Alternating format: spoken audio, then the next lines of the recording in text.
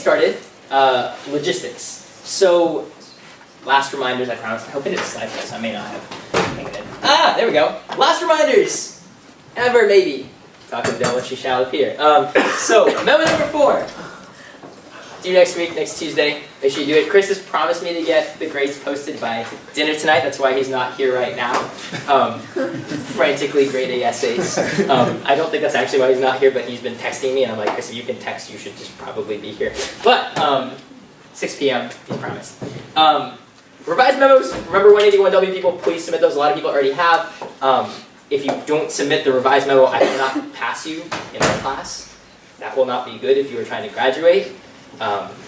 So do that. And then the final project due this Sunday, hopefully those are going well. If they're not, now is the time to come talk to us or send us a big SOS saying, I don't have a project, help me get 30% of my credit. Okay, last thing, course evaluations. So course evaluations will probably go out. These are really, really, really important. Ideally, I've been talking to the registrar to get Chris and Zoe to be able to independently evaluate them as well. We really, really want feedback, positive, negative things, all of the above. I'm actually applying to lecture full time in the fall, so evaluations would be pretty important across the board. Be honest, please. Good would be great, but bad is also good. Which I think by the law of syllogisms means that bad is great. Okay, so let's talk. Worker displacement. All right, we're going to start in the year of our Lord, 1781. Okay, we're going to start with the discussion of the Industrial Revolution. What's the Industrial Revolution? Anybody? Yeah, Christina? There was a lot of rise in manufacturing in the UK, and it featured a lot of textile manufacturing. Yeah, so textile manufacturing, there was a lot of new inventions. What did life look like before the Industrial Revolution? Somebody that's not Christina. Yeah. Most work were done by human labor. Yeah, most of the work was done by human labor. What you'd have is these small, tiny rural communities that were super dispersed across sort of, you can imagine, the hub of the Industrial Revolution is Great Britain. We'll talk about why that was in just a moment. But you can imagine, people basically, if you needed a shirt, for example, you would learn to sew and you would make yourself a shirt. You would sort of have the whole process happening in your house. Maybe you'd have a village where you're trading goods, but it was sort of very, very parochial, where there wasn't this widespread sort of industrial idea. There were textiles, for example, weren't manufactured in factories. Factories didn't exist. If you needed to farm, you learned to farm. If you wanted, whatever it was, if you wanted to eat meat, you'd raise chickens or whatever the case might be. In the Industrial Revolution, we sort of had 4 main advances that sort of pushed the world into a new domain, a new kind of existence, an existence that looks a lot more familiar to what we think of today. 4 specific things. The spinning jenny. So jenny is short for engine, but everybody calls it the jenny. I think it's very amusing. This basically let people who were spinning thread, they would be able to produce multiple spools of thread at a single time. Power loom, similar idea. And these 2 things combined sort of revolutionized the textile industry. So this started creating, huge factories where you'd be able to produce clothes, and you wouldn't have to stitch your own shirt. If you wanted a shirt, you could go, and there, started to be companies that would actually sell textiles. Okay, steel and charcoal were sort of revolutionized. This is sort of, started the progression towards using steel and using charcoal for later on electricity, but the refinement process was really, really heavily changed during the Industrial Revolution. And then lastly, the steam engine. Okay, so this produced a ton of energy, an efficient way to harness that energy, and it sort of kick-started a ton of future industrial developments. Okay, why did this happen in Britain? Anybody know? Ships. Ships, that's part of it, yeah. Yeah, Christina. Relatively expensive labor force, so there's incentive to invest in machinery. Yeah, there's definitely incentive to invest in machinery. Britain also has a ton of iron ore, just innate in land, and also they had a ton of colonies at the time, right? This is the late 1700s, the early 1800s. This is a very colonial period, and so Britain would basically use the shit out of their colonies, get a ton of natural resources, and this sort of put them in pole position to lead this charge.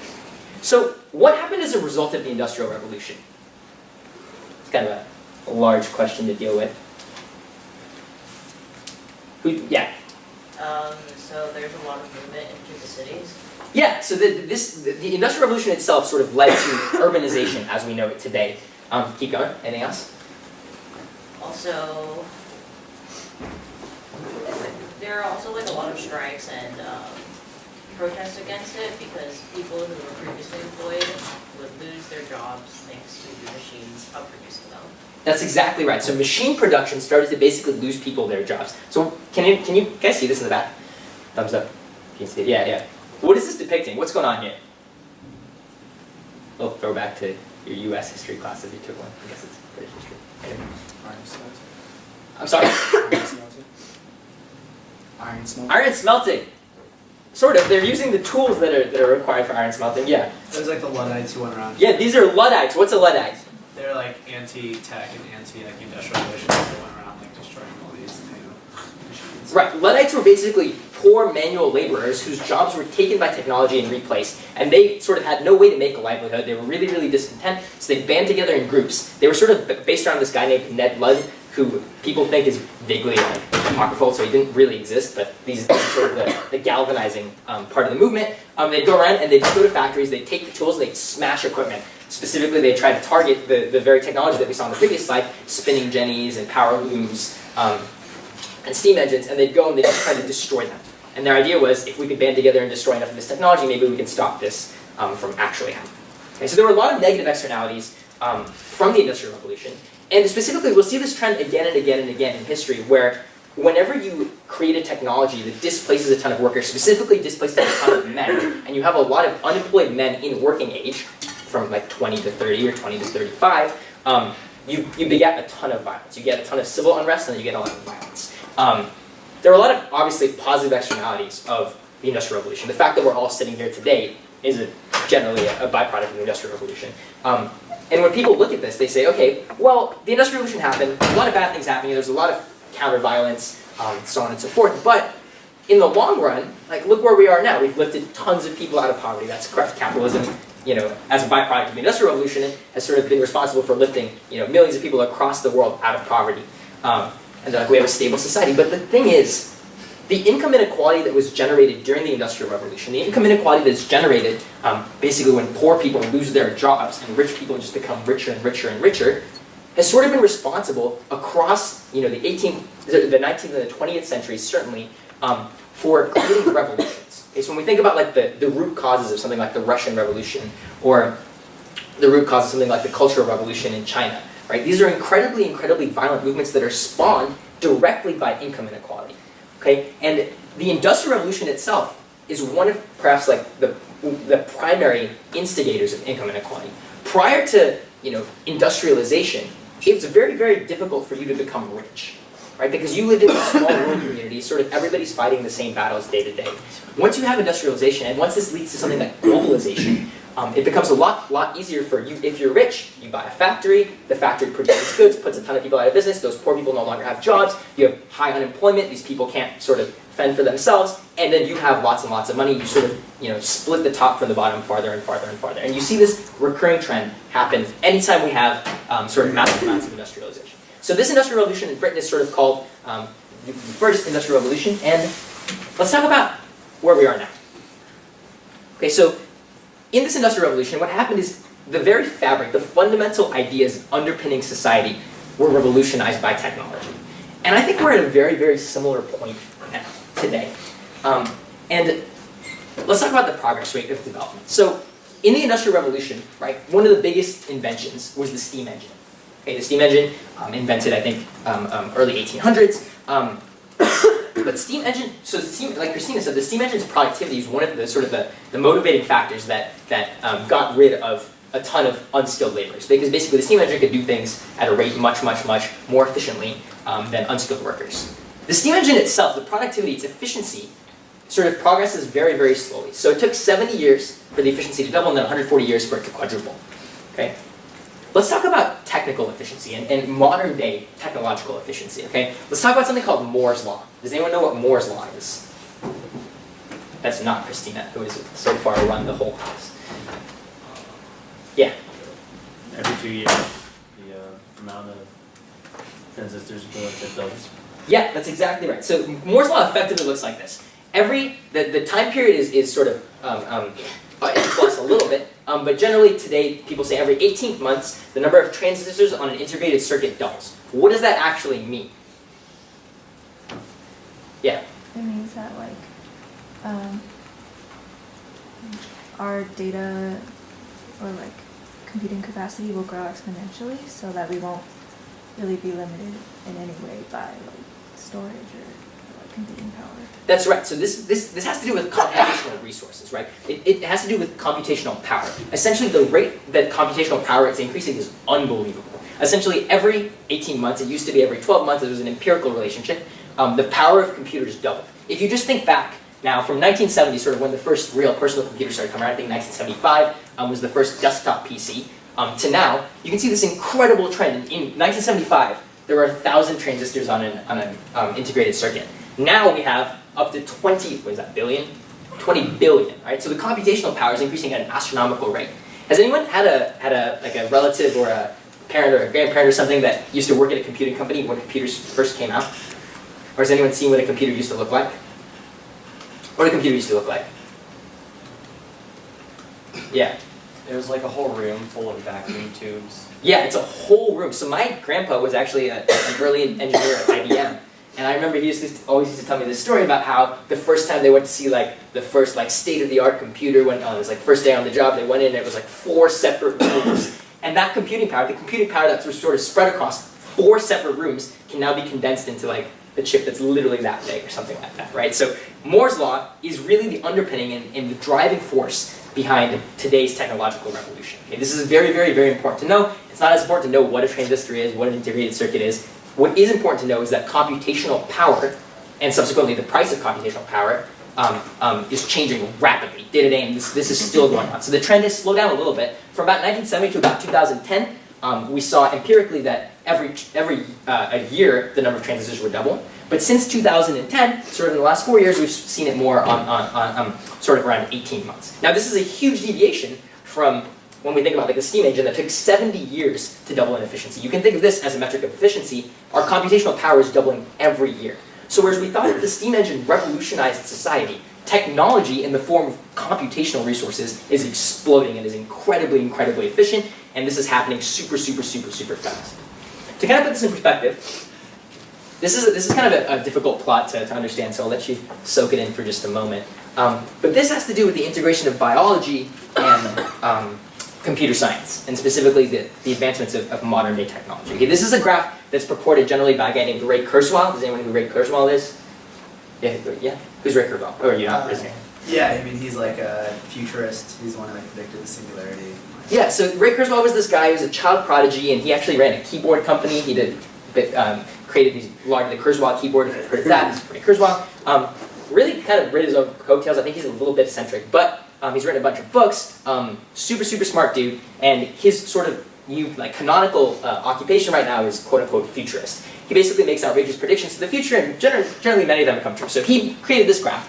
This is a log-log plot, which makes it a little bit hard to read, but generally his idea is that if you look at the evolution of life, and you look at the biological developments, whether it's the development of spoken language, whether it's so the development of our species, the Homo sapien, and you plot technology on that same graph, you'll see that essentially we're following the same trajectory as biology. His argument is that technology is going to become integrated with humanity. Okay, and essentially the log-log plot is useful because it's sort of a straight line. What you'll actually see is that if you plotted this against each other, you see exponential growth in terms of development, or exponential decay, I guess, in terms of development, where it took millions and millions and millions of years, for example, from eukaryotic cells to form from life. Life started, it was prokaryotic cells for literally, I think, 10 to the 9th million years. But the development, for example, from the computer, that 4-room thing, to the iPhone, is something like 40 years. And what we're seeing is this incredibly accelerated growth, okay, in the technological sphere. And this sort of begats a lot of the troubling sort of issues that we're going to talk about today. Okay. So I want to kind of run through some recent inventions, because I think these are funny. But 1832, matches were invented. 1845, rubber bands. In 60 years, we went from rubber bands to paper clips. People were like, I know what's great, paper clips. And this is sort of indicative, when we start to talk about the later parts of the 20th century at least, of the rate of growth that modern day technology provides us. You can see 1928, sliced bread was invented. Freaking awesome. It's dope. Some people are like, it's the best thing since sliced bread. Best thing in the last 100 years. But when we look at modern day inventions, right? The internet was invented in 1969, and it was super, super slow to develop, right? It wasn't until 1998 that even just 20% of people in the US were on the internet. How many people were on the internet in 1998? How many people were alive in 1998? Okay, good. Just checking. But as you can see, it took 30 years for 20% of the population to get on the internet. But then now, if you look at the U.S. population today, this number is close to 100% of people on the internet, and that's just now 20 years ago. And so you see this sort of acceleration of technology. When we talk about the iPhone, so 1969, right? What happened in 1969? Anybody? We sent people to space. They landed on the moon. It was pretty dope. There's more sort of computing power in your iPhone by a factor of like 10 to the 5th than there was on the space shuttle that sent people to space, like sent people to the moon, right? So when we talk about the evolution of computing power, I think that's a useful metric to keep in mind. So we've talked about sort of the first industrial revolution. We've talked about the revolution with like microprocessors, and to me, there's like another revolution going on, which is the AI revolution. Okay? As of about 4 years ago. And you get guys like Andrew Ng saying, AI is the new electricity. I can't think of a field that AI won't revolutionize in 15 years. Whatever, that's my best Andrew Ng impression. Yeah, I'm getting fired. Okay, so, but the point is that things like Moore's Law and this technological revolution have sort of laid the groundwork for artificial intelligence. Neural networks were invented in 1975. And because the computing powers were so poor, essentially, people were like, this is a really cool mathematical, sort of interesting, logical concept, but it's never ever going to be useful ever. There's this great actual video of Andrew Ng in 2010 saying, neural networks are awesome, but they're not going to be used for everything. Now they underpin basically every large tech company that exists in the world, and sort of every like interesting emerging technology. So where are we here? We'll look at a few of these in particular. We had a lecture on self-driving cars. We know sort of where they are. We think that maybe 5 to 10 years, these things are going to be dominating roads. Go and chess are super interesting. We'll talk about that in a second. But we have agents that are able to play human games and beat humans at human games, which I think is really, really interesting. Go, for example, the state space of Go, the different configurations of the board. There are more configurations of the board in Go than there are atoms in the universe, which is 2 to the 300, roughly. The known universe. This physicist is looking at me very smugly. Okay, and then you have speech recognition tools. We'll talk about those. These are sort of evolving at an incredibly fast rate. Biometrics, surgery, law, all of these industries are being revolutionized by artificial intelligence, and all of this stuff is happening in sort of the last couple of years. So let's see a few examples of this before we get into talking about the ethical implications here. This is a great film. I highly recommend it. Go is the world's oldest continuously played board game. It is one of the simplest and also most abstract. Beating a professional player at Go is a long-standing challenge of artificial intelligence. Everything we've ever tried in AI just falls over when you try the game of Go. The number of possible configurations of the board is more than the number of atoms in the universe. AlphaGo found a way to learn how to play Go. So far, AlphaGo has beaten every challenge we've given it, but we won't know its true strength until we play somebody who is at the top of the world, like Lisa A match like no other is about to get underway in South Korea. They said all is to go what Roger Federer is to tennis. Just the very thought of a machine playing a human is inherently intriguing. The place is a madhouse. Welcome to the DeepMind Challenge. The whole world is watching. Can Lisa find AlphaGo's weakness? Whoa. Is there in fact a weakness? The game kind of turned on its axis. What is it? That is not a positive base. It's developing into a very, very dangerous fight. Ooh, hold the phone. Read this like a room. In the end, it is about pride. I think there's something went wrong. Yes, man, It's got to be a miracle. These ideas that are driving AlphaGo are going to drive our future. This is it, folks. Dramatic piano. Now, spoiler alert, the computer won. So in 2016, it's like a huge, big deal. The AlphaGo actually ended up beating the top-ranked human player in the world. Super, super, super, incredibly cataclysmic event, because this is sort of, Go was sort of the canonical, like, incredibly, incredibly difficult game. It's something that you can't just program the entire state space. You have to actually, be smart and actually learn how to play the game. So this is an incredibly significant event. More recently, how many people watch Google I/O? How many people know what Google I/O is? Okay, what's Google I/O? It's an annual event where they announce new products. Yeah, it's an annual event where they toot their own horns. This is Sundar Pichai, he's the CEO. So this year in I/O, they sort of introduced new speech recognition and new abilities for the assistant. Okay, they want to try to integrate assistants into the fabric of daily life. How many people have seen this video? A lot. Oh, not a lot. Okay, we're gonna watch it. It's gonna be great. The progress with the assistant. As I said earlier, our vision for our assistant is to help you get things done. It turns out a big part of getting things done is making a phone call. You may want to get an oil change schedule, maybe call a plumber in the middle of the week, or even schedule a haircut appointment.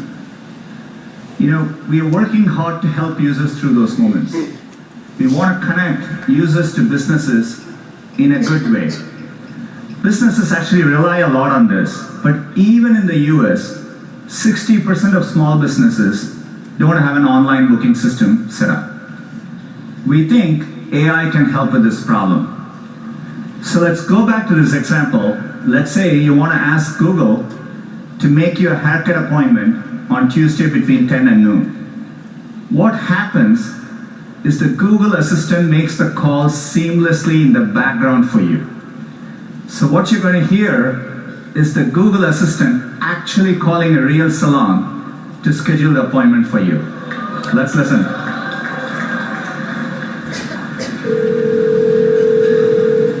Oh, how can I help you? Hi, I'm calling to book a women's haircut for our client. I'm looking for something on May 3rd. Sure, give me 1 second.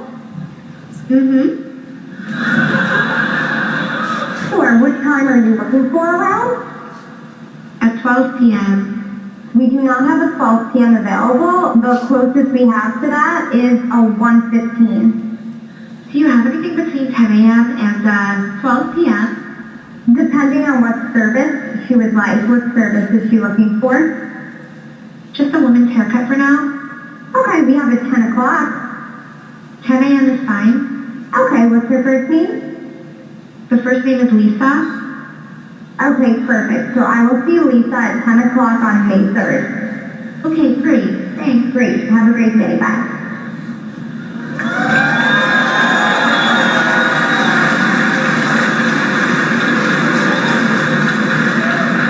Look at the diversity in that crowd. That was a real call you just heard. The amazing thing is the assistant can actually understand the nuances of conversation. We've been working on this technology for many years. It's called Google Duplex. It brings together all our investments over the years in natural language understanding, deep learning, text-to-speech. By the way, when we are done, the assistant can give you a confirmation notification saying your appointment has been taken care of. Let me give you another example. Let's say you want to call a restaurant, but maybe it's a small restaurant which is not easily available to book online. The call actually goes a bit differently than expected. So take a listen.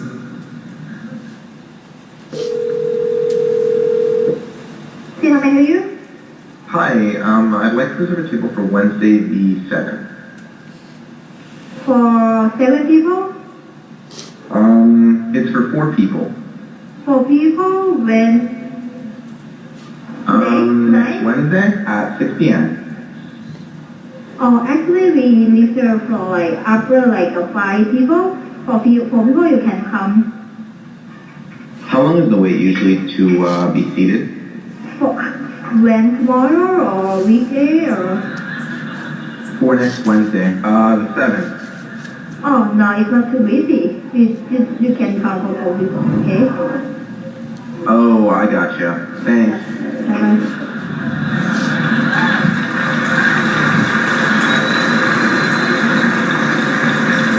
Again, that was a real call. We have many of these examples where the calls quite don't go as expected, but the assistant understands the context, the nuance. It knew to ask for wait times in this case and handle the interaction gracefully. So this is yeah, go. Does that mean that they have passed the Turing test? Does that mean they've passed the Turing test? That's interesting. So, in principle, maybe. There are chatbots that have passed the Turing test. I think there's a there's a couple that I think right off the top of my head. There's one chatbot that's named Alice. It's like a psychotherapist that will talk to you about your problems. You can like download her onto your computer. There's another one who I think his name is. Does anyone know who the other one is? He's like, I think his name's like Kenny or something like that. His personality is that he's like a prison inmate and he has all these like mafia connections. I can't remember his exact name. You should look it up. But there's a great thing where so these two bots both pass the Turing test, and researchers pin them against each other. And so then Kenny started talking to Alice about like his like, I think his name's Kenny, we'll just call him Kenny, but his like incredibly like troubled past where he had like ties to the mafia, and she's like trying to uncover his problems, and they're just having a conversation. It's super frightening, like really crazy, but super duper cool. So it wouldn't be the first time that technology humans have built have passed the Turing test, but to see the integration of text to speech, where not only are you taking natural language, you're understanding it, you're processing it, you're also generating a response, and then reading that response sort of lifelike, right? They introduce interjecting words. You know, they put in ums, they put in thoughtful pauses where people might, inject pauses. So really, really impressive stuff. And the accent, the understanding despite an accent, to me is absolutely mind-blowing. If you were to show this to somebody from like even as early as 1985, many of your parents were alive, I think they would be shocked. This is sort of the model of a dystopian future where you have a slave, like a machine slave that is going to do your bidding. It's like everybody's going to have a secretary. You're just like, hey Google, do this next, make me a reservation at this restaurant. Or like, get me, find me a time for a haircut. This is exactly what, if you ask people 50 years ago, what is the future going to be like? This is what they could have said. And I think that if you showed them this, and said this is the reality in 2018, people's minds would be absolutely blown. My mind is blown right now. This is, what we study. So totally crazy stuff. So the last one I kind of want to show is equally troubling. The Russians have built a robot called Fedor. Okay, so Fedor is meant to be essentially like a modern day Iron Man. Okay, so Fedor can do a lot of different things. He can like walk across terrain. He can like drive military vehicles. They taught him how to shoot guns. And then they created this video, and it scares the crap out of me, so I thought I'd share it.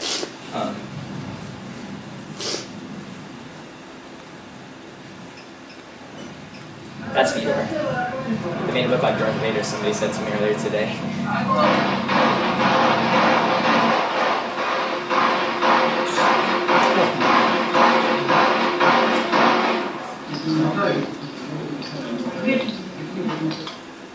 So it's not just this like all fun and games where we're building speech assistants that can like make you appointments at restaurants. It's not just AI that can beat people at chess and beat people at Go, but it's weapons. We've talked about autonomous weapon systems, and Russia is really working on replacing soldiers. So when we talk about jobs that are going to be replaced by AI, and we will in just a second, it's sort of across the entire spectrum, and it's across not just fun and games and this like educational, can we create something that can rival human intelligence, but it's really about replaceability. So let's talk about specific jobs. Well, let's look at this first. Somebody take a peep at this graph and interpret it. It'll take a second. Try to better. What is this graph showing? These like 3-axis graphs always trip me out, so definitely take a second to look at it, but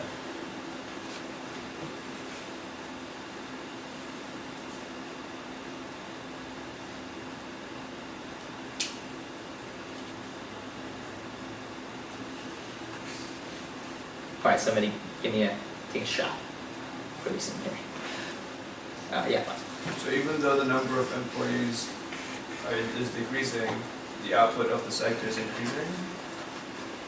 It's that there. So what's happening here is, in manufacturing, we're seeing this trend across a ton of industries. The requirement for actual employees is sort of dropping exponentially, and this is happening more and more. It started happening really with the advancement of technology, with Moore's law that we're talking about, but in the AI revolution, these are the types of trends we're going to see, where the manufacturing output continues to go up and up and up, essentially, if you draw a line of best fit, but what you see is the demand for actual workers is dropping exponentially. And we'll sort of quantify this explicitly in just a moment. I want to talk across the class, what jobs do we think are going to be replaced by AI? In the previous industrial revolutions, the sort of victims of industrialization tended to be low-income people who didn't have sort of like, education, but were, manual laborers. These are the people that their efficiency was sort of replaced by technology. In the AI revolution, what do we expect to happen? Let's shout out some different jobs that are going to be replaced. Yeah. For some context, yeah. What time frame are we talking about? Because I feel like that dream is the answer. Let's say 20 years. and that'll become relevant in just a moment. Yeah. Customer service. I'm sorry? Customer service? Big one, big one, big one. We're already seeing that, you know. How many people were at Stanford before 2014? Axopub used to have employees and not iPads. Yeah, definitely a big one. But I mean, if you can, you know, just looking at, for example, Google Voice's, you know, ability, if you can basically, you know, have a receptionist. Receptionists deal with basically like 15 issues, you know, across the board. And if you can just have an AI do that, why pay a person to do it? Absolutely. What else? Yeah, Eitan. Combat. Big one, big one, big one. Yeah. And the thing that I think is really interesting, we'll talk about this just in just a moment, is that you're going to see stratification in society where rich nations like Russia and the US and China are basically not going to, if they go to war with a poor nation, they're just going to send robots, like combat-trained drones and robots. And these poor nations are going to have to put up their, you know, 18-year-old fighting-age men, like historically people have. Yeah. Nurses? I'm sorry? Nurses? Nurses. Super interesting, super interesting. We'll talk about that. What else? Yeah. Taxi drivers. Taxi drivers, big one. Self-driving cars are going to eradicate. Yeah. Radiologists. Radiologists. What you know about radiology? Radiologists is interesting. So, does anyone know? Like, do either of you two know about like how radiology is going to be replaced? Well, basically, like tumors can already be classified by computer vision. Radiologists are already basically obsolete. How much do radiologists get paid a year? Lots of money. Thousands. So, if you're a radiologist in the state of New York, you get paid $480,000 a year. What does a radiologist do? Look at X-rays and determine what's wrong. Right, they look at X-rays and they determine what's wrong. Okay, so one of the sort of canonical tasks is they'll take an MRI of your chest and they're trying to basically understand your circulatory system. They're trying to understand like the different way that blood is like flowing through. A radiologist takes 45 minutes to do this. Okay, they get you going, you get put on the big like lead plate, they go zzz, put you in a little cage, X-rays get printed out, radiologist sits there for 45 minutes, and they come back and they're like, this is our diagnosis, boom, boom, boom, boom, boom. They showed in 2014, there's a company that is doing this now, and it's sort of in production, that AI can do it in 15 seconds. Right, so what you're paying $480,000 a year for a radiologist to do in 45 minutes, you pay roughly like $10 for a machine a year for a machine to do in 15 seconds. Okay, so these even professions that we thought were sort of, you know, the creme de la creme, professions that are incredibly high paying, are getting replaced as well. What else? Anything? Yeah, Kai. I think a lot of like production crew, like cameramen. Yeah, production crew, absolutely. Yeah. Surgery. Surgery, this is an interesting one. Come back to that. Yeah. Paralegal, like going through... Paralegal, that's a huge one. Yeah, we'll talk about that in a minute. So what does paralegal work? Just for the... Well, going through like paperwork and finding out, you know, correlating evidence. Right. Any career in which you have to process thousands and thousands and thousands of pages, and you're looking for either specific keywords or you're looking for things that are related or might be helpful in a specific case, those jobs are definitely at risk. And these tend to be white-collar jobs, whether it's in paralegal work or whether it's in investing. And we'll talk about that in just a second as well. On the side of the hand, yeah, lots of. Maybe pilots. Pilots, huge one, yeah. Do you have my slides? This is awesome. This is great. Yeah, pilots. Turns out, I learned this morning actually, that pilots tend to fly on average, they actually pilot the plane for 7 minutes across a flight. And it seems to me that if we're replacing self-driving cars, the logical thing to do is also to replace airplanes where, you know, though the number of factors that you have to deal with is probably higher, you're only actually piloting for 7 minutes. Makes sense? Yeah. So, you came up with actually a bunch of them. Wait, one moment. Yeah, so, holy crap. So you actually came up with a bunch of them. So McKinsey, right, the best, quote unquote, consulting firm, did a report and they came out, sorry, Sayuri, BCG is also good. McKinsey came out with this report that said, essentially, by the year 2030, 50% of the current vocations in the US will be replaced by AI. They argue that of these vocations, all of the technology that is required to replace the vocations already exists. It's just a matter of a company sort of putting it all together. So we talked about a bunch of these, but radiology's going out the window. Surgery is interesting. So surgery is very, very difficult. One of the most complicated and challenging endeavors to teach in AI is haptic feedback. Does anyone know what haptics is? Yeah, what's haptics? It's like, it's hard to describe, but like, think of senses aside from like vision, and it's like tactile feedback. Yeah, it's tactile feedback, which is, I think, the perfect way to describe it, which is that if you like push down on a table, the table pushes back on you, and you can feel basically how hard you are pushing on a table, for example. when you do surgery, has anyone like dissected a mouse or like done any kind of like mouse surgery? Okay, so when you I have a pretty significant background in this, and when you're dissecting a mouse, one thing that is really, really useful is, or like I guess doing surgery on an actual human, can't claim to have done that, but one thing that is very, very helpful is when you apply pressure with a surgical tool, you kind of, as you do more and more of these surgeries, you can figure out where you are in terms of depth in the mouse, or in the heart if you're doing a heart dissection, based on how much force you're applying and how much force feedback you're getting. One of the problems with these sort of state-of-the-art surgical robots is the state-of-the-art robot right now is called the Da Vinci. The biggest problem with the Da Vinci is that it doesn't really understand haptic feedback. And so what happens is basically there's a long history of these robots that are being tested on people, and they'll just cut right through the person. So they understand spatially, essentially, like where all the stuff should line up, and they can sort of get the XY coordinates set up, but they really struggle to stay self-contained and understand this haptic feedback. So this is a lot of research actually at Stanford, at the Clark Center, is going into surgical robotics. Super interesting stuff. There were a couple other ones that I wanted to address explicitly, but I don't remember what they were, so we'll come back to those. Investing is a big one, which is now on the screen, but was on the screen 2 slides ago. Investing in paralegal work. So whenever you have to take tens of thousands of documents together and consolidate them, if you have an intern, it's like your job is, here's like 75 research papers, read these and synthesize a report by next Tuesday. This is work. There's a company called Primer. It's a startup, and they're a like that natural language processing company. They're based in San Francisco, and this is exactly what they're doing. They say, give us as much data as you want, and we'll synthesize basically short, quote-unquote, primers that synthesize information from all of this data. And this is a task that current state-of-the-art systems are actually very, very good at. So one thing that I think is very important to understand is it's not just people who are quote-unquote like unskilled laborers that are going to be impacted by the AI revolution. The way historically it's happened is that industrial revolutions have impacted the bottom of sort of the income spectrum.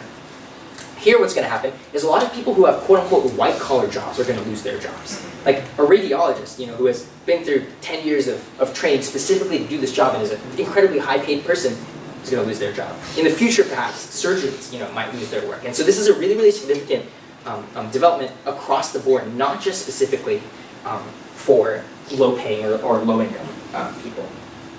So there's sort of this categorization of like high risk. This is again is replaceability, and this is another survey not done by McKinsey. This one was a report by the U.S. government that basically said 47% of the current employment opportunities are quote-unquote at risk for replaceability in the next 20 years. Okay, so this is really, really significant stuff, and everybody is starting to think about it. What jobs are not going to be replaced by AI? So we talked about what jobs are sort of likely to be replaced. We went across paralegal work, we talked about surgery, we talked about soldiers. What jobs are likely not going to be replaced by AI? Yeah. Software engineers? Software engineers, maybe. We hope. Yeah. Yeah. Things that kind of depend on like nannies for like young people. Yeah, human interaction especially. Yeah, I was gonna say like same thing, like a pastor, like a religious something like. Yeah, a religious person. Yeah. So things that are like recreation or like artists, those are like human development stuff. Yeah. Actual need of creation, so like engineering, disciplines like that. We have questions for There is a lot of work that's gone into trying to get computers to synthesize music and synthesize drawings. So Google's Deep Dream sort of is I think like the biggest step forward in that domain, but certainly human art is very, very much distinguishable from computerized art for sure. Yeah. Lawyers and professors. One can hope. Yeah. Actors. Actors. So this one's actually really interesting. So how many people saw Star Wars Rogue One? Was that? Yeah, Rogue One. Yeah, so at the end of the movie, right, they had Princess Leia, and she was synthesized completely CGI. Super, super incredibly expensive project, way more expensive than conventional actors day to day. But in principle, right, the price of CGI is going to drop exponentially as our technology gets better. And so one idea that's going around is that, in the future, there won't actually be actors. We'll pay you for your likeness. We'll be like, okay, Alex, we're going to put you in a movie, so let's take a bunch of pictures of you, and then we'll use CGI to actually generate, that way we won't have to take, multiple takes. Because if I can control exactly what you're doing in a video, then we don't have to do multiple takes of that video. We don't have to waste time. We can work 24/7. We don't need to, let you sleep or anything like that. So production cycles will get expedited, and we won't actually have actors. We'll just have pretty looking people. One interesting idea in the human brain is that you can't, in your head, synthesize a face that you've never seen. There's a limitation on and this is an interesting psychological concept. So in principle, it would be very, very difficult to synthesize a new face, right? So in principle, you have models, people that just come in, you take a bunch of pictures of them, and then, like we were saying just a second ago, you basically put them into your film and you CGI them to do whatever you want. So actors, maybe, but replaceability, I think, is actually very probable. Maybe not in the next 20 years, but certainly within our lifetimes. Billy? I don't know, I just wanted to question, what do you think about politicians and political leaders? Do you think they're replaceable with AI? Politicians, that's tough. I think that coding morality is always a hairy game. Yeah. Have you seen the episode of Black Mirror where the cartoon character is the front runner for Black Mirror is your next homework assignment. Yeah, right. Like philosophers, like theoretical physicists, things that think like really abstract. Yeah, abstract gets definitely. So let's just go into them. Does anyone know what Moravec's paradox is? How many people have studied AI at all?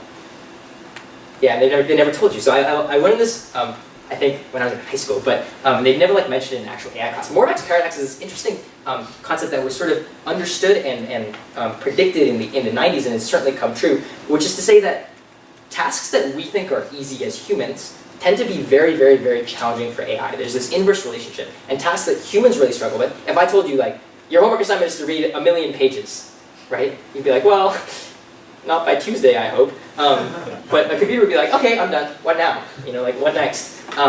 Whereas teaching robots to walk across uneven terrain, for example, is incredibly difficult. If you ever played the game Quap, it's sort of a simulation of trying to get robots to just walk across there, which is something that, generally, human children are able to learn to do.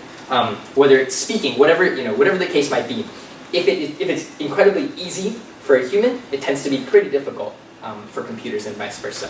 And so jobs that sort of fall into this type of thing is like carpenters. It's very, very difficult to get an AI or a robot to build something that requires precision and very key movements that sort of all integrate together. It's a very, very challenging concept. Things like gardeners that require some kind of personal interaction, but also the kind of creativity that you'd expect. Cooks, especially. I tend to argue this one. I think that cooking is more a science than anything else, and that you can absolutely sort of optimize for taste. A lot of people are shaking their heads. We'll see. Game on. Talk to me in 10 years. We'll make a bet on it. Dentistry, again, this has to do with haptic feedback. It's very difficult right now for surgical robots to actually do things. And if you've ever been to the dentist, it's a traumatic experience. The only thing that could be worse than a dentist is a mechanical dentist that saws through half your face, and you're like, well, now what? But yeah, I think that creativity is sort of the root of jobs that won't be replaced by AI. And when we think about the singularity, which is this far-off concept where there are no jobs because robots have taken over everything and we just kind of sit around and grow fat and drink beer, or eat abs, creativity will sort of be the root of all jobs. Will you be artists and poets? Yeah. Wasn't there some guy who made some algorithm that made symphonies and they actually proved that wasn't necessarily true?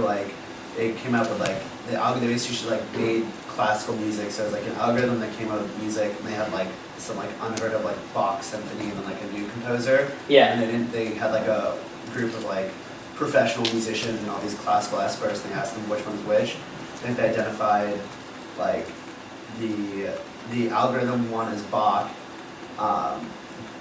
Bach is the new musician, and then the new musician is an algorithm. Yeah, the trick is that I think that when we think about pure generative models, all of the models that you're talking about certainly have created quote unquote new music, but they're all based in actual creations, right? It's some kind of superposition of existing work, which maybe that's how humans operate as well. But I like to think there's some kind of distinction kernel of generation that says if I'm an artist and I write down, I start to handwrite music, I'm injecting kind of novel work into this space. So yeah, absolutely, I think that these models will come out. We've seen Deep Dream, we've seen music generation, but these are more directly tied to specific training examples, right? I could train that model on Bach, right? Whereas it's not directly generative in the general sense. But yeah, who knows? This is all intrinsically theoretical. Even interpersonal roles, right? If we can create robots that pass the Turing test all the Westworld, well, there you go. Interpersonal roles have, sort of gone out the window as well. So I'll come back. Now I want to do a couple classic agree disagrees. It is the last official lecture as is. So one of the solutions that comes up, right? If it's the case that in 20 years, 47% of the workforce is going to be replaced, right? We're going to have 47% quote unemployment. What do you do with those people, right? You're like, oh, go find another job. Well, so a lot of people believe that, they said, okay, well, look, after the Industrial Revolution, a lot of new jobs were opened up, and people just took those jobs and were happy. That's not actually what happened. Don't believe anyone that tells you that. Right? After the Industrial Revolution, there was 150 years of violence, basically 30 years of old people who were unemployed because basically their manual labor was completely worthless, and and the degree to which there was civil unrest and the extent to which the damage that eventually did both politically and to society as a whole is incredibly significant in a place that we don't want to go again. So when we think about solutions, we have to be proactive, right? The Industrial Revolution kind of just happened. People were like, we have all this new technology, this is dope, let's just go. We can't make those mistakes again, right? History has to be a teacher. And so one of the solutions to this sort of AI worker displacement business is to do retraining programs, where essentially either the government or a business takes a bunch of people who have been displaced. They say, okay, all taxi drivers, come on, we're going to give you, programs where you can all learn to be software developers, something like that. Okay, so how many people think that retraining is pragmatic? And essentially the most effective solution to the labor displacement problem? How many people think yes, this is the solution? How many people think no? Okay, we're going to vote again. Come on, let it elbow hands. So what other options are there? We'll have to brainstorm them, man. This is sort of one of the proposed solutions. All right, here we go. Ready? How many people think this is a pragmatic solution? This is the most effective solution. This is what we should do. No beds. Let me see that. Hey, right there. Keep your hand high. You're being called upon as soon as we talk about our opinions. All right, next. How many people disagree? Excellent. Okay, you'll love to see that. Let's go right there. The agree person who was hiding. What do you think? I don't know. I just feel like they won't have anywhere to go or nothing to do, so we should retrain them. I like that. Okay. So another agree person, Ben. I also am kind of on the fence about this. Maybe I just need to hear more suggestions. Mm-hmm. But it definitely seems practical and effective. I don't know if I'd qualify to say it's the most practical and effective, but I kind of think if there's going to be this huge displacement, it makes sense to have some effective pipeline to some place where they can actually contribute and everyone's happy, I guess. Disagree person. Madeline. I think that with a lot of these new technology replacements, you don't need as many individuals to run them, and that's kind of the point. So retraining individuals seems like a good solution, but it's not necessary for these machines to continue running. It's not a 1-to-1 ratio. Yeah. Ethan. Yes, I would agree with that. Just because you give someone the opportunity to fill a space doesn't mean there's that space. It's hard enough as it is to create jobs. And the other thing is I kind of support the idea of a universal basic income if enough people become unemployed, because it seems like a perfectly viable way of keeping people alive and happy without employing them. Yeah, we'll talk about UBI in just a moment. That's another resolution. Yeah, right. I think it's looking back, people haven't been overly excited after they've already started a career, to just completely get fired and have to start something completely different. And also looking forward, looking at the jobs that are going to be replaced and how they're more kind of white collar type jobs. If I'm a radiologist that's already been trained for so long, these aren't the types of jobs where I started when I was 16 years old and just worked. I had to start when I was 26, 27, 30 plus. I've only been working at this job for I'm just trying to put myself in the shoes of this person who gets fired. I've only been working for 10 years and now you're telling me I'm going to have to get trained again for another 10 years and start my career at 50 years old. Does that type of thinking inform your day-to-day decisions as college students? As people who are presumably getting trained for careers, and this is a biased sample, I guess, because you're all going to be software developers, and that is a career that won't go away for the sort of foreseeable future. But for the people in the room that aren't going to be software developers, do you ever think about will this job exist in 20 years when you approach classes? Or one of the things I was full disclosure, as you'll learn in about 5 minutes from now, I was a pretty bright-eyed and bushy-tailed pre-med.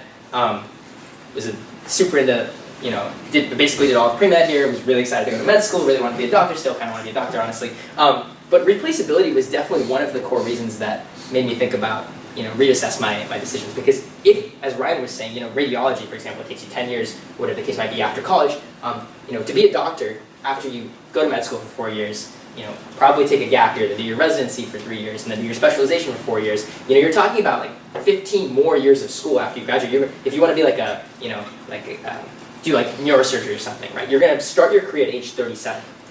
Thinking about Moore's Law, thinking about everything that we've discussed today, think about how different technology is going to look in 15 years, right? Think about the rate at which technology is going to expand. Think about, essentially, whether or not you're going to have a job. And it scares me to death to think that I could go to school for 15 years and come out and be in a situation where, do I have a job? Maybe, maybe not. Does neurosurgery translate to anything else? Maybe, right? But will that anything else also be replaced? And so I think it is really important to be pragmatic and think sort of into the future. I think it's really hard to predict the future. Great book called Super Forecasting. It's a book about how to think about the future. But I think it's really, really important and prudent for college students to think about replaceability and think about, will my career exist when I get out of here? Because retraining is not pleasant. Yeah. I feel like, although there's a lot of jobs that seem like they can be like quickly replaced, the vast majority of them like have enough like human relationships that they're not going to be replaced as quickly as we think they are.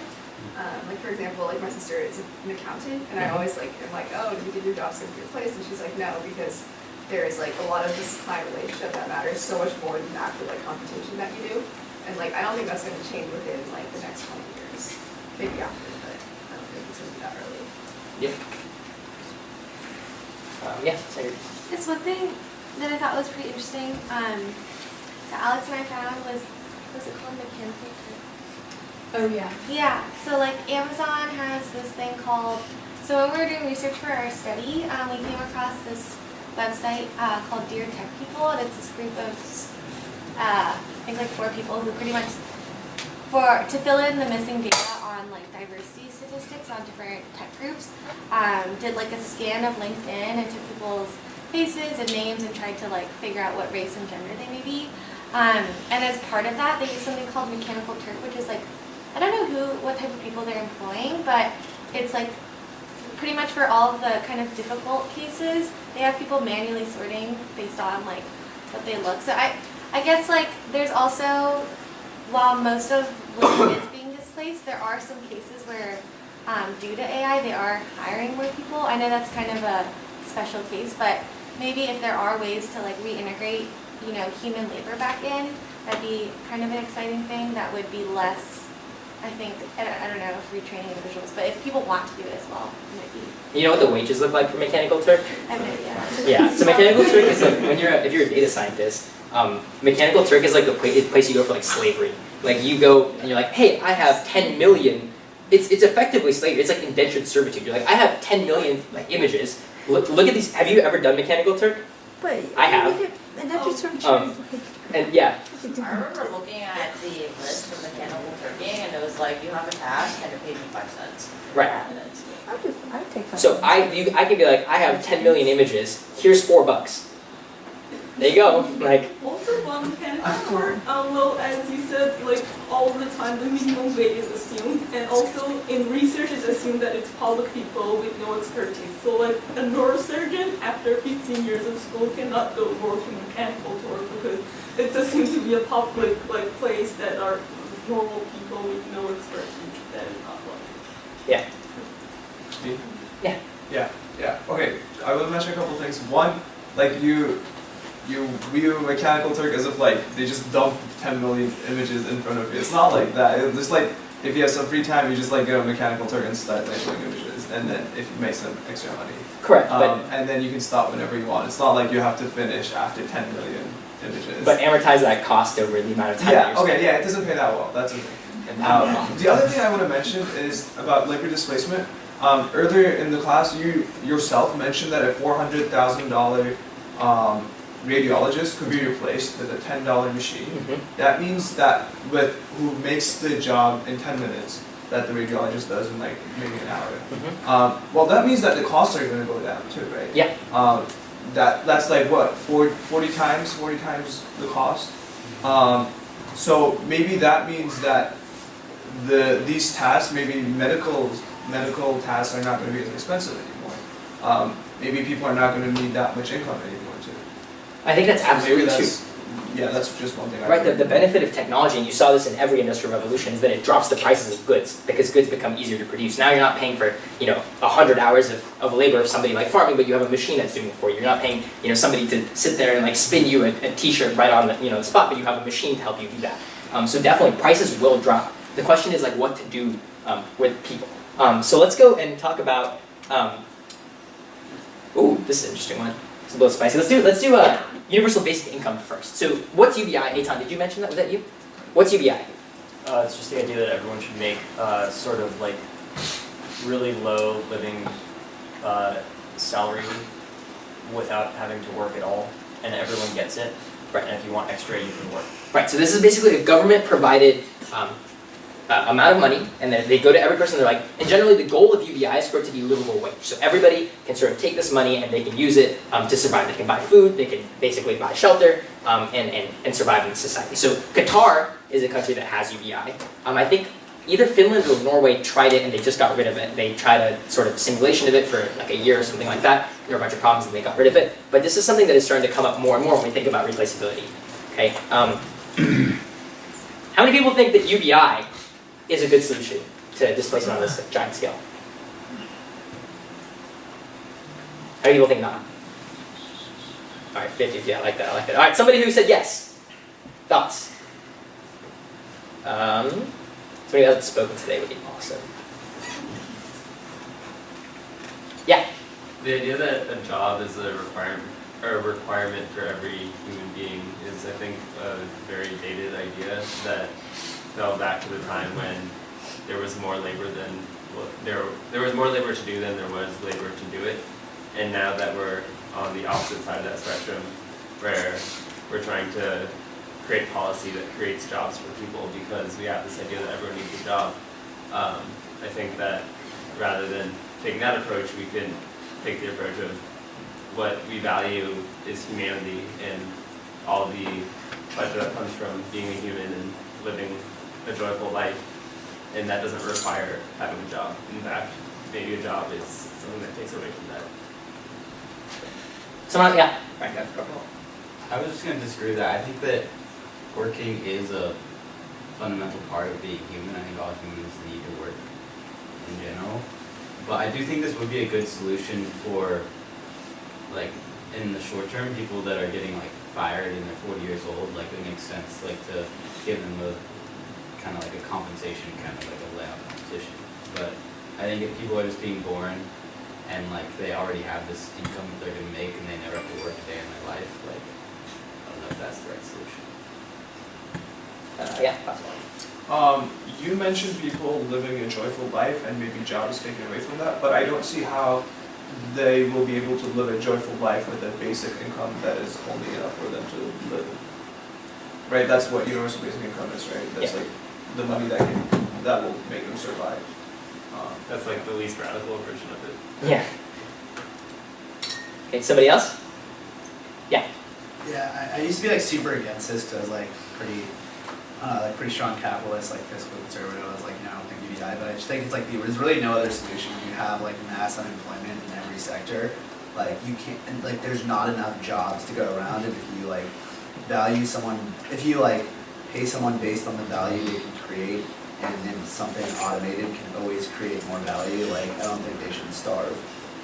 So I mean, I think it's like maybe it's short term, maybe it's like in the intermediate while like you're in that transitionary period, but I just don't see another way when this like mass kind of transition's happening. Yeah. So I like disagree with this statement, and I do see like benefits to it. But I think like one of the main things that's kind of making me disagree is the fact that I think that like if universal basic income is just like enough for you to survive, I feel like people have different like amounts of money that they can survive off of. Like for example, if you have like really expensive medicine, like it might not cover that. So like you probably need a job in order to like work. And if you don't have if you are displaced and you don't have a job, then like this isn't a good solution.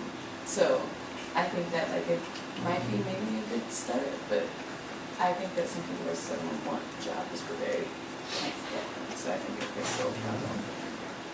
We're gonna skip ahead here and come back around because I want to continue this discussion of technology that sort of puts us into this quote-unquote like dystopian world.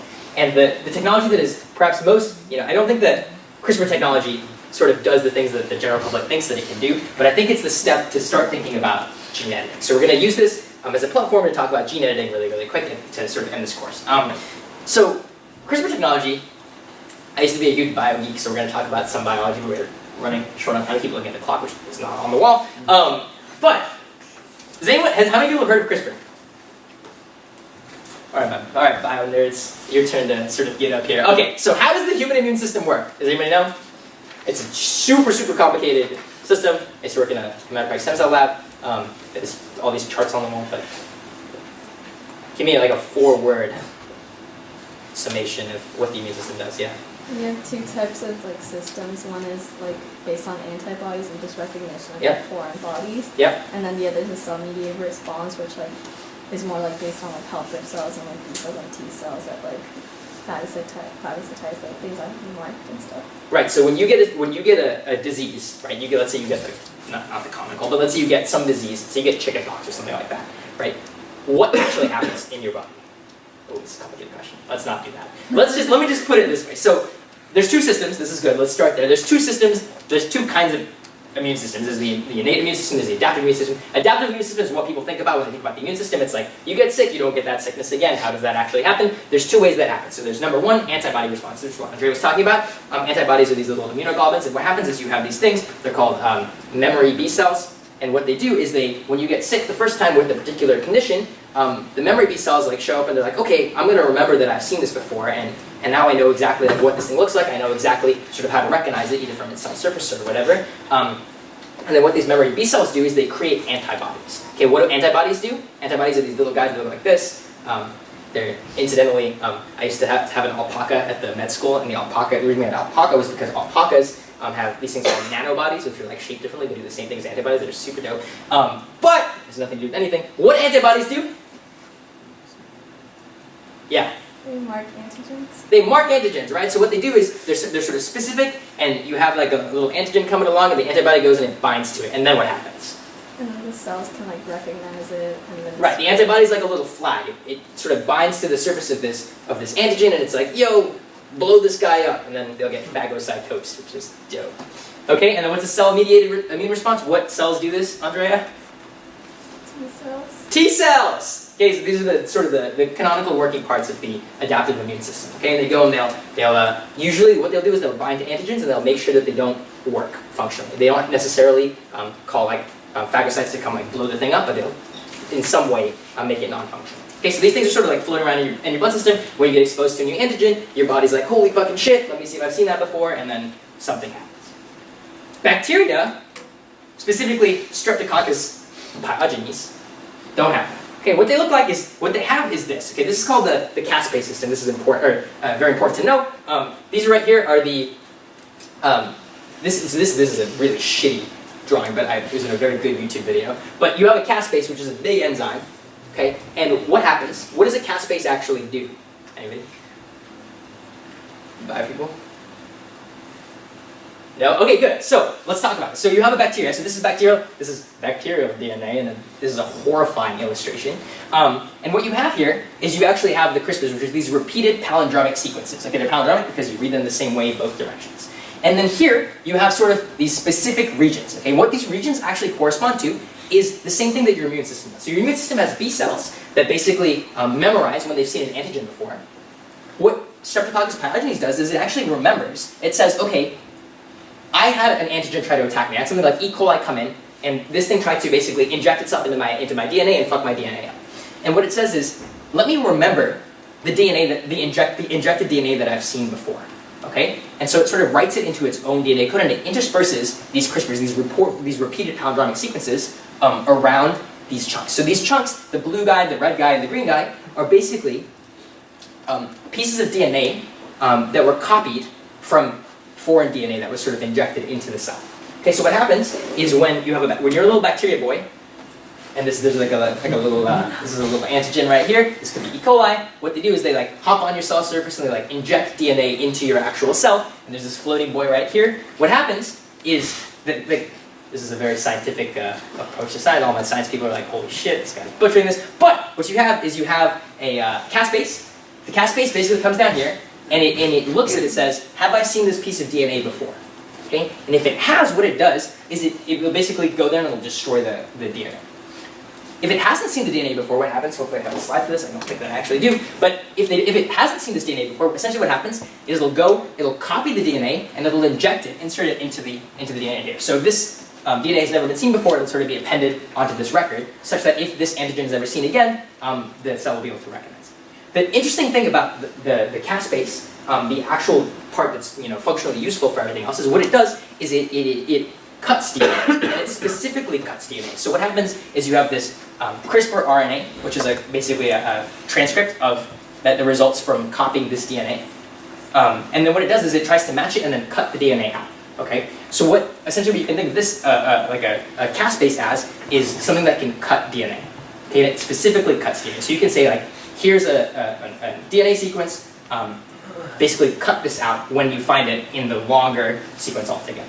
Okay, so what happens is you get something that looks effectively like this. So you have a big cleavage is like when you cut DNA. Has other definitions as well. But so you have like a big protein, goes across the target DNA, it unzips the DNA using something called a helicase, and then it cleaves the DNA at the corresponding piece. Now what does this actually let you do? That's your biology lesson for the quarter. What does this actually let you do? In principle, it lets you insert DNA, right? If you essentially leave the cell to its own devices, after you've cleaved DNA, after you cut it, it's going to freak out. And it's going to do sticky ends. Basically, it's going to append like random DNA bases to try to repair this DNA strand. And then when you go to actually turn that DNA into protein, things are going to get wild. Okay, you can't just like insert random DNA willy-nilly, that's a mutation. So if you do this very carefully though, what you can do is after you cleave the DNA, after you cut out a part that you don't want, you can insert a DNA strand basically of your choice. Okay? So this is functionally the idea behind like gene editing, right? This may not be the mechanism that we actually will be able to do embryonic gene editing, but this is one suggested proposal, and this is why people are really, really excited about CRISPR technology, right? Because in principle, what you can do is cut DNA wherever you want, insert whatever DNA you want, and then just let it ride, and act like you were never there before. Yes? Do you know the actual like average insertion success rate? I have no idea, but not high. That's why you do it on lots of DNA. Right? So this isn't like specifically targeted. I can't be like, Julie, I'm going to give you a 15th chromosome and edit 4 base pairs. Right? This is still work that is being refined. Okay? I know that was really fast, but we have 12 minutes left and I really wanted to get this out. Any questions on how this works? Okay, so this begats a ton of really, really interesting ethical questions. So think about an embryo, right? Now, we're still studying, and there's a lot of debate over what the quantity to which the environment affects people in development, but there are certain traits that we're pretty sure are inherently genetic, right? So for example, eye color, we're pretty sure is a polygenic trait. There's 4 genes that we think basically predisposes you to certain eye colors. Things like intelligence, there's a lot of discussion whether that's genetic or not. Generally, the currently accepted idea is that about 50% of your intelligence is determined genetically, 50% is determined by your environment. What does genetic actually mean when you think about the genetic change? Who knows? But the point is that if we are able to modify your DNA as a we'll be able to do a bunch of different things that could lead us again to this dystopic world. So some of the things that I want to talk about: life-threatening genetic disorders, right? So there's a bunch up here. Tay-Sachs, these are all horrifying. You want none of these, and you have none of these because you're all alive past 10 months, / not dripping mucus. But these are all horrifying diseases, right? And they're all genetic diseases. So in principle, if we were to find, essentially genes that were responsible for these diseases, and we could edit genes, in principle, we could basically, in the womb, change embryos so that they don't exhibit symptoms of these diseases or don't have the diseases altogether. Okay? So many people think that you should be able to use gene editing to cure life-threatening genetic diseases in the womb. Does anyone not think that you should be able to use gene editing to cure life-threatening diseases? Okay. Stay with me on this ride. It's about to get fun. This is a part of the roller coaster where you're like, how about non-life-threatening diseases? or genetic disorders. We're talking like deafness, Down syndrome, Klinefelter's disease, Marfan syndrome. How many people think that you should be able to use gene editing to quote unquote like cure people of like embryos of these conditions? How many people think that you shouldn't or shouldn't be able to? Okay, we'll come back and talk about that in just a minute. How about aesthetics? Right, so in principle, skin color, eye color, hair color, weight, strength, voice, all these things have genetic components that we can sort of touch and we can figure out. How many people think it's okay to create a designer baby where you can basically choose the aesthetics of your child? You can say yes. I mean, should we do it with our eyes closed? We can call it. How many people think it's okay to choose the hair color, eye color, skin color of your baby? Yeah, hands up, keep them high, come on. How many people think you should not be able to do that? Okay, we're going to come back and discuss this one and the previous one in just a second. And the end of this rabbit hole is always intelligence, right? Because this is sort of like functionally like what you want. How many people, suppose that we found that 50% of your intelligence is determined genetically. How many people think it's okay to go in and basically, quote unquote, maximize your child's genetic predisposition to extreme intelligence? How many people think it's like you would do that? How many people think you should not do that? Interesting. So let's talk about it. Let's talk about non-life-threatening diseases first. Okay, we'll sort of go in reverse order here. People that said you should be able to basically cure someone of deafness or cure someone of Down syndrome. Why? Yeah. I don't really have an answer, but I don't think this should be like something that like people would have to like pay for, because then I think that would just like create a bunch of inequality and who has access to that kind of thing, or at least for intelligence. I guess I'm not really answering the why. Yeah, let's go back a couple and let's start here. We'll get to them all. Yeah, Ben. I think fundamentally like, these are not desirable traits. These are not things that like you want to be born with, or like that you want your kid to be born with. Okay.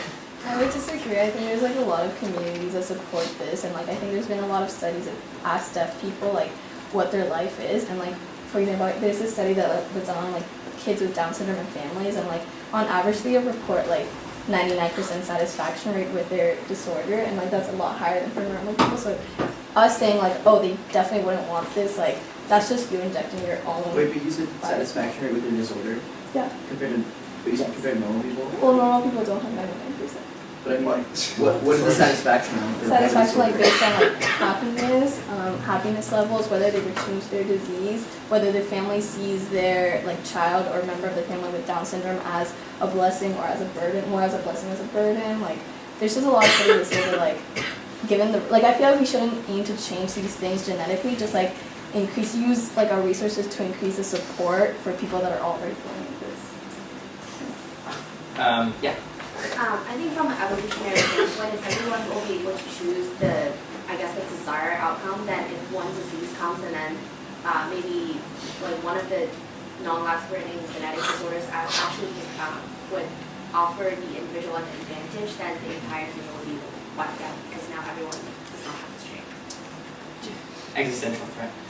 Yeah. Well, I believe like as far as it's related to diseases, I believe it's improvement of humans' life, but the two others were not toward improvement of the quality of life. They were like categorizing people based on their like wealth, so that like wealthy people would look certain ways or have high intelligence, and other people who are like having lack of resources cannot afford those kind of thing. But this is toward improvement of human life quality, and I think this right. I think when you're looking at this problem, you have to look like really big picture, and I don't think that people with like Down syndrome or who are deaf like have any like. I feel like this idea of gene editing comes from like, oh, I want to change this person because they're going to be better if they're not deaf or if they don't have Down syndrome. But I don't think someone with Down syndrome or deaf has any less value than someone who's not. And I definitely don't think someone who's like blonde or has brown hair, blue eyes, brown eyes has more value than someone. like, well, someone who's deaf, like, if that person has the ability to hear, that that person will probably enjoy life more. Like some people are like really into faster. Jesse. So it's actually not necessarily true. I know that in the deaf community, so they have like cochlear implants that like essentially you can just kind of like get surgery to have like these little things put like in like your head, like underneath your ear, and they help you hear. And while a lot of people do choose to do that for so that they can like hear, a lot of people in the deaf community actually look down upon people that do that because they see that as like a rejection of their identity. So the assertion that like everyone that's like deaf would like choose not to be deaf or whatever is just like blatantly not true. Okay, so let's move forward a little bit from this one. Let's talk about aesthetics. I think that let me put a ribbon on this boy right here. I think that maybe this applies to a lot of these statements. I think that in order to make decisions about genetic conditions and genetic editing, you have to basically set a standard for normal, right? You have to say this. Somebody used the word desirable, right? Desirable is entirely subjective, and to come together as a society and say these are desirable traits and these are undesirable traits, I think is very challenging. I think when you look at a life-threatening disease, right, it's very obvious that in that situation, like a disease that is going to lead you to die when you're 7 months old is probably something that we should eradicate, right? But if it's something that functionally we have to apply our own, vision, we have to say, oh, your quality of life is worse than mine, therefore, right, you don't know, right? And I think it's very, very difficult to be able to draw the line with a non-threatening disease where you would and wouldn't essentially make these genetic edits. And this is a debate that we're having now, right? Genetic editing is still a few years off, but debates around this are happening right now with regards to abortion, right? A lot of people get basically their children checked for Down syndrome. It's a very easy condition to check, trisomy 21, and will abort their child. And this doesn't happen as much in America, but it does happen internationally. And this is a subject of very sort of difficult emotional turmoil. Aesthetics, right? I think this one, Ryan, I think you put a nice button on this one. Oh, was it you, Ryan, who said, I don't think that blue-eyed, brown, yeah. I think that when we talk about aesthetics and we talk about like setting, choosing specific aesthetics, it's very, I think easy to say, okay, I don't want, I'm obviously not going to choose my child to be blonde or brown haired, whatever. But I think that if you could say, could I make my child beautiful? You want that, right? Like there's so many empirical studies that show that basically the better looking you are, the easier your life is. Yeah. What do you got? Don't want to make beautiful a societal oh, there's one beautiful or something.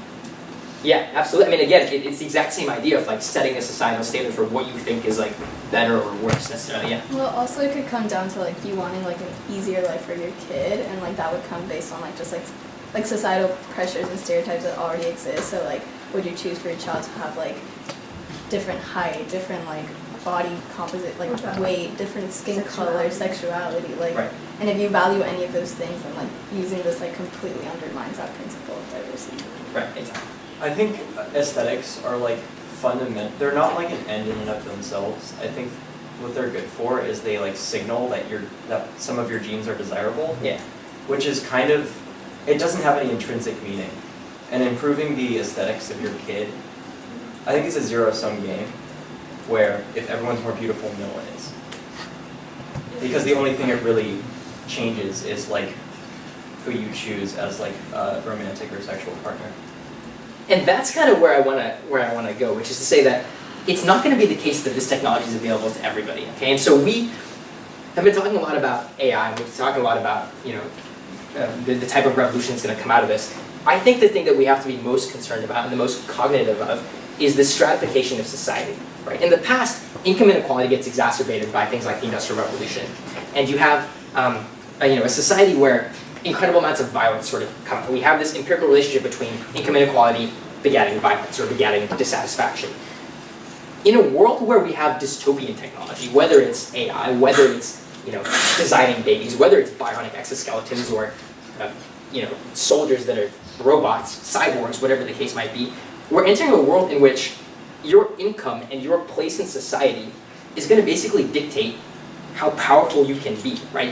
The amount of money that you have will basically dictate whether or not you have access to this technology. The worst fear that I have for the future is a world in which rich people, right? The poor stay stagnant, they stay where they're at, but rich people effectively become demigods because what they'll have is the ability to design their own children, right? The ability to, not work or have jobs that the sort of desirable jobs, the only jobs that still exist. All of the technology that is emerging, I think, is very, very dangerous, and it's incredibly important that we think before we act, and we actually proactively make decisions to prevent the type of income inequality that can happen. With that, thank you. See you on Tuesday.